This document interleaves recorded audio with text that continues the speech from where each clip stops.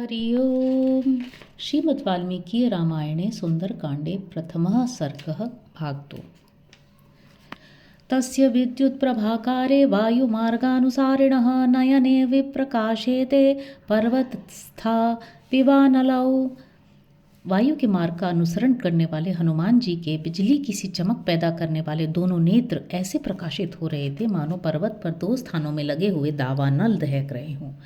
पिंगे पिंगाक्ष मुख्यस्य बृहति परिमंडले चक्षुषी संप्रकाशेते चंद्र सूर्याविवस्थितौ।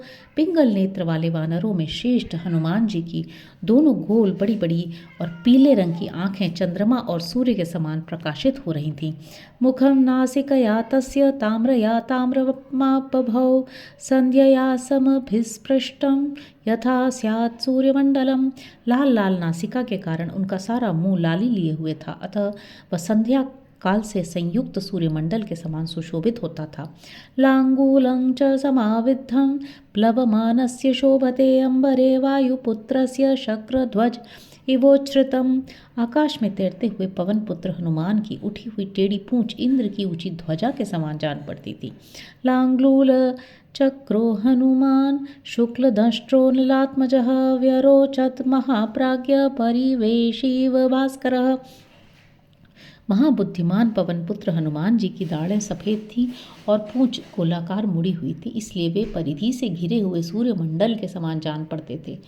स्फिक्तेशेनातिताम्रेण रराजस महाकपिः महता दारितेनेव गिरिगैरिक धातुना। उनकी कमर के नीचे का भाग बहुत लाल था, इससे वे महाकपि हनुमान फटे हुए गेरू से युक्त विशाल पर्वत के समान शोभा पाते थे। तस्य वानर सिंहस्य प्लवमानस्य सागरं कक्षान्तरगतो वायुर्जीमूत इव गर्जति। ऊपर ऊपर से समुद्र को पार करते हुए वानर सिंह हनुमान की कांख से होकर निकली हुई वायु बादल के समान गरजती थी।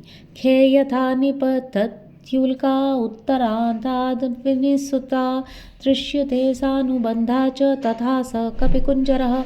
जैसे ऊपर की दिशा से प्रकट हुई पुच्छ युक्त उल्का आकाश में जाती देखी जाती है, उसी प्रकार अपनी पूंछ के कारण कपिशेष हनुमान जी भी दिखाई देते थे। पतत्पतंग संकाशो व्यायतः शुशुभे कपिः प्रवृद्ध इव मातंगः कक्षया बध्यमानया। चलते हुए सूर्य के समान विशालकाय हनुमान जी अपनी पूंछ के कारण ऐसी शोभा पा रहे थे मानो कोई बड़ा गजराज अपनी कमर में बंधी हुई रस्सी से सुशोभित हो रहा हो। उपरिष्टाच्छरीरेण छायया चावगाढ़या सागरे मारुताविष्टा नौरिवासीत् तदा कपिः। हनुमान जी का शरीर समुद्र से ऊपर ऊपर चल रहा था और उनकी परछाई जल में डूबी हुई सी दिखाई देती थी। इस प्रकार शरीर और परछाई दोनों से उपलक्षित हुए वे कपिवर हनुमान समुद्र के जल में पड़ी हुई उस नौका के समान प्रतीत होते थे जिसका ऊपरी भाग पाल वायु से परिपूर्ण हो और निम्र भाग समुद्र के जल से लगा हुआ हो।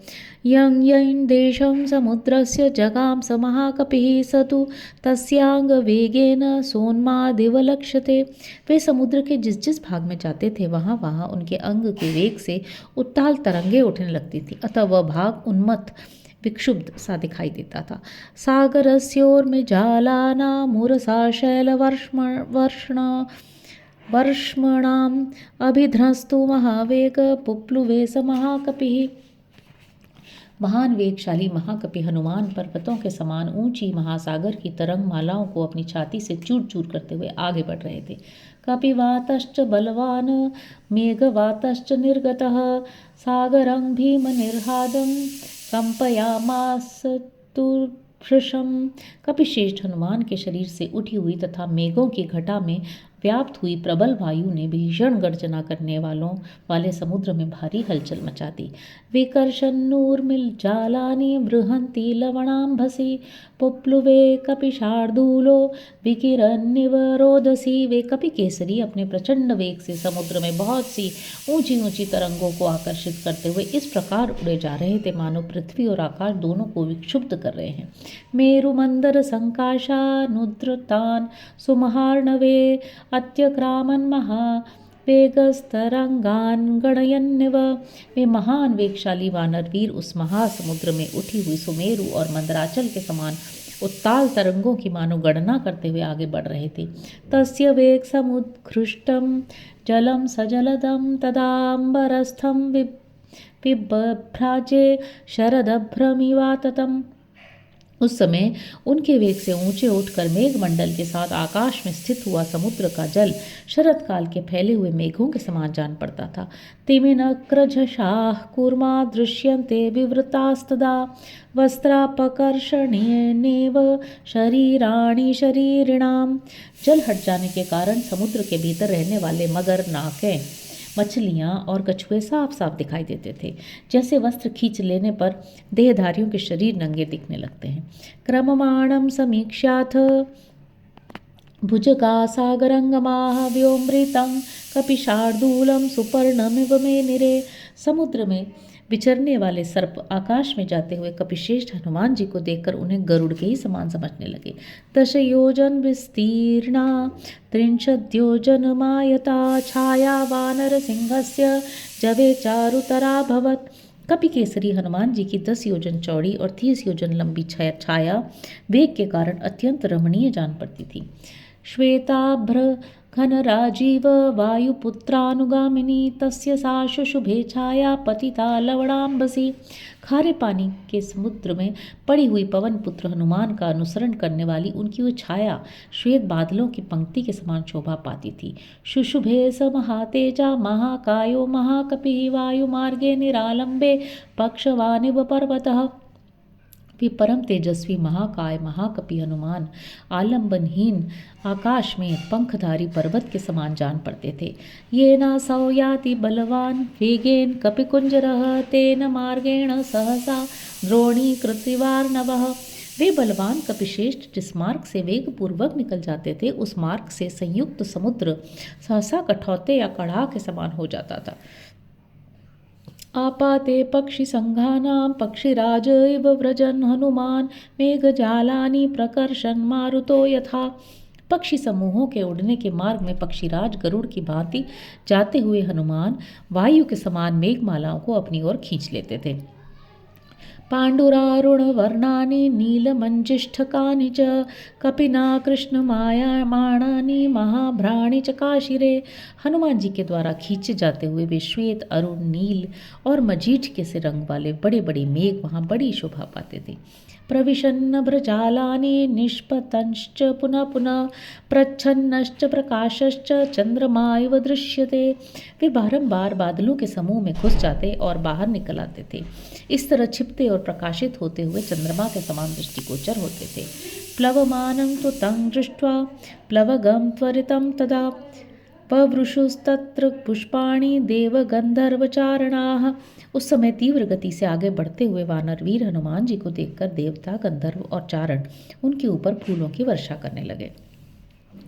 ततापनहितं सूर्य प्लवन्तं वानरेश्वरं सिषेवे च तदा वायुरामकार्यार्थ सिद्धये। वे श्री रामचंद्र जी का कार्य सिद्ध करने के लिए जा रहे थे, अतः उस समय वेग से जाते हुए वानर राज हनुमान को सूर्यदेव ने ताप नहीं पहुंचाया और वायुदेव ने भी उनकी सेवा की। ऋषयस्तुष्टुवुश्चैनं प्लवमानं विहाय सा जगुश्च देवगंधर्वाः प्रशंसन्तो वनौकसम्। आकाश मार्ग से यात्रा करते हुए वानर वीर हनुमान की ऋषि मुनि स्तुति करने लगे तथा देवता और गंधर्व उनकी प्रशंसा के गीत गाने लगे। नागाश्च तुष्टुवुर्यक्षा रक्षांसि विविधानि च प्रेक्ष्य सर्वे कपिवरं सहसा विगत क्लमम्।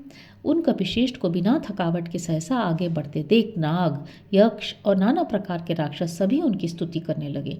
तस्मिन् प्लवग शार्दूले प्लवमाने हनुमति इक्ष्वाकुकुल मानार्थी चिंतयामास सागरः। जिस समय कपि केसरी हनुमान जी उछलकर समुद्र पार कर रहे थे उस समय इक्ष्वाकुकुल का सम्मान करने की इच्छा से समुद्र ने विचार किया। साहाय्यं वानरेन्द्रस्य यदि नाहं हनुमतः करिष्यामि भविष्यामि सर्ववाच्यो विवक्षताम्।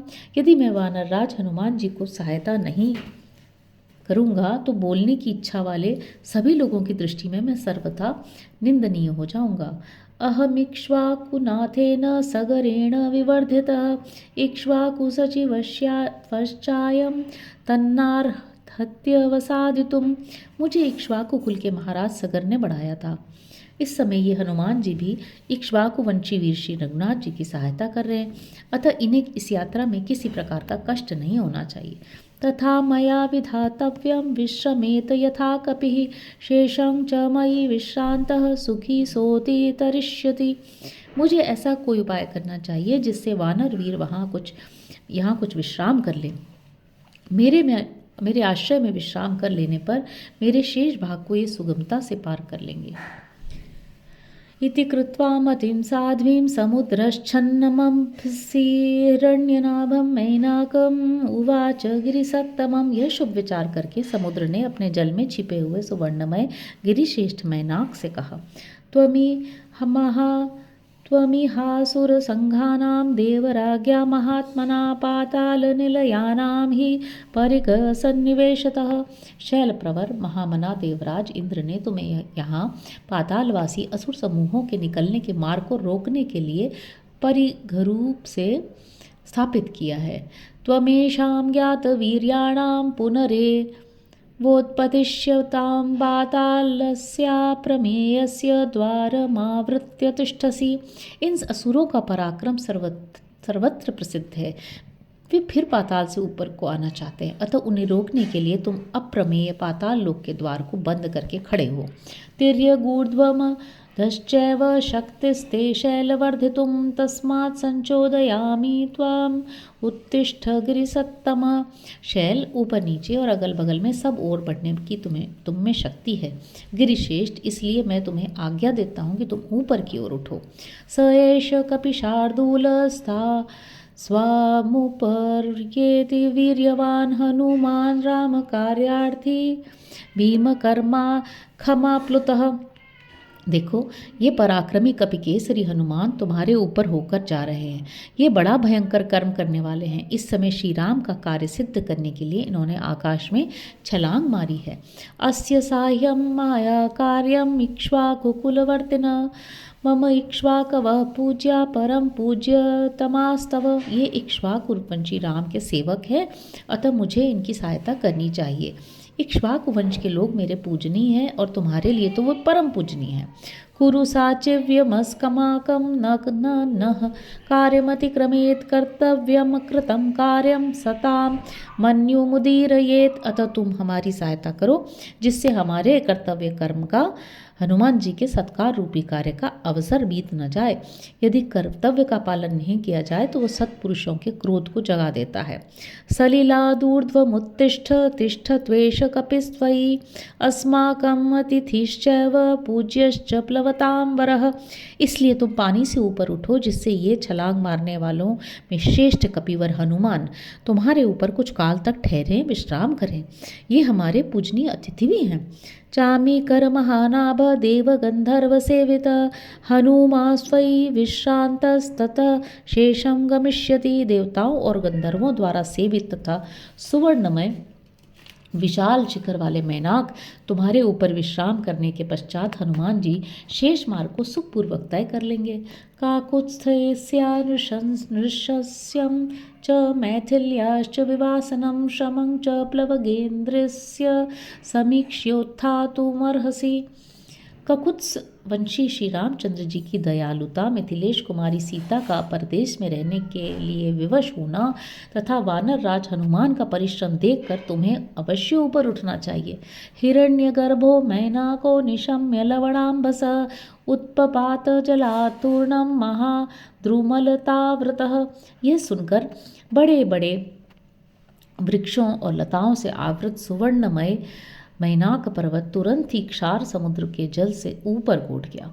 ससागर जलम भित्वा बभूवात्युच्छ्रितस्तदा यथा जलधरम भित्वा दीप्त रश्मिर्दिवाकरः। जैसे उद्दीप्त किरणों वाले दिवाकर मेघों के आवरण को भेद कर उदित होते हैं, उसी प्रकार उस समय महासागर के जल का भेदन करके वह पर्वत बहुत ऊंचा उठ गया। स महात्मा मुहूर्तेन पर्वत सलिलाव्रतः दर्शया मास श्रृंगाणि सागरेण नियोजितः। समुद्र की आज्ञा पाकर जल में छिपे रहने वाले उस विशाल काय पर्वत ने 2 ही घड़ी में हनुमान जी को अपने शिखरों का दर्शन कराया। शात कुंभमय श्रृंगैः संकिनर्महोरगैः आदित्योदय संकाशैरुल्लिखाद्भिर्रिवाम्बरम्। उस पर्वत के वे शिखर सुवर्णमय थे, उन पर किन्नर और बड़े बड़े नाग निवास करते थे। सूर्योदय के समय तेज पुंज से विभूषित वे शिखर इतने ऊंचे थे कि आकाश में रेखा सी खींच रहे थे। तस्य जाम्बूनदय शृंगै पर्वतस्य समुत्थिते आकाशं शस्त्र संकाशं भवत कांचन प्रभम। उस पर्वत के उठे हुए सुवर्ण में शिखरों के कारण शस्त्र के समान नील वर्ण वाला आकाश सुनहरी प्रभा से उद्भासित होने लगा। जात रूपमये शृंगैर्भ्राजमानैर्महाप्रभय आदित्य शतसंकाशः सोऽभवद्गिरिसत्तमः। उन परम कांतिमान और तेजस्वी सुवर्णमय शिखरों से वह गिरिश्रेष्ठ मैनाक सैकड़ों सूर्यों के समान देदीप्यमान हो रहा था। समुत्थितमसंगेन हनुमान् घ्रतः स्थितं मध्ये लवणतोयस्य विघ्नोऽयमिति निश्चितः। क्षार समुद्र के बीच में क्षार समुद्र के बीच में अविलंब उठकर सामने खड़े हुए मैनाक को देखकर हनुमान जी ने मन ही मन निश्चित किया कि ये कोई विघ्न उपस्थित हुआ है। स तमुच्छ्रित मत्यर्थम महावेगो महाकपिः उरसापातयामास जीमूतमिव मारुतः। अतः वायु जैसे बादल को छिन्न छिन्न कर देती है, उसी प्रकार महान वेगशाली महाकपि हनुमान ने बहुत ऊंचे उठे हुए मैनाक पर्वत के उस उच्चतर शिखर को अपनी छाती के धक्के से नीचे गिरा दिया। सतदासादितस्तेन कपिना पर्वतोत्तमः बुद्ध्वा तस्य हरेर्वेगं जहर्ष च ननाद च। इस प्रकार कपिवर हनुमान जी के द्वारा नीचा देखने पर उनके उस महान वेग का अनुभव करके पर्वत श्रेष्ठ मैनाक बड़ा प्रसन्न हुआ और गर्जना करने लगा। हरि ओम।